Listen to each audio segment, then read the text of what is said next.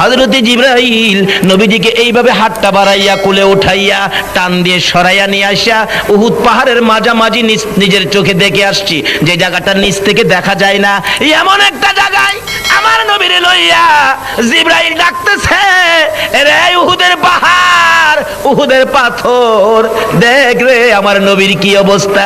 এই নবী যদি না হইতো, তুই হতে না, আমি হতাম না, কুল কায়নাতের কিছু হতো না। নবীকে মারতে মারতে বেহুশ করেছে, একটু জায়গা দে, বিছানা করে দে, আমি আল্লাহর বন্ধুকে শোয়াইয়া রাখি। জিবরাইল বলেন, এই বলে ডাক দেওয়ার সঙ্গে সঙ্গে দেখি একটা লম্বা পাথর ফাইটা তোলার মতো নরম বিছানা হইয়া যা। আজকে পাহাড় হয়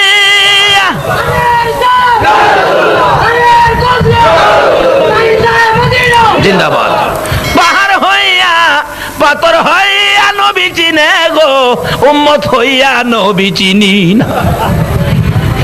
আমার নবীকে নিয়ে পরিচয় দিয়ে ডাক দেওয়ার সঙ্গে সঙ্গে পাথর ফাইটা বিছানা হলে জিবরাইল বলেন, এই বিছানার মধ্যে আমি নবীকে শুয়াইয়া মাথার পাশে বসে বসে প্রশ্ন করতেছিলাম, ইয়া রাসূলুল্লাহ, দুইটা দান দান মোবারক শহীদ, কত ব্যথা গো, বলুন না। আমি জিবরাইলের কাছে বলুন না, হুজুর মাথা ভাঙ্গার ব্যথা কেমন গো, আমার কাছে বলুন না।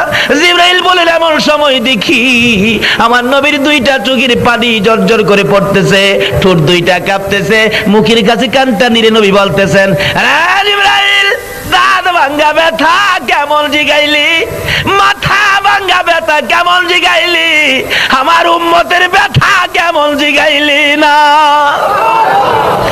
জিবরাইল শুনে রাখ, দাঁত ভাঙ্গা ব্যথা, মাথা ভাঙ্গা ব্যথার চাইতে রে জিবরাইল আমার গুনাহগার উম্মতের ব্যথা বেশি।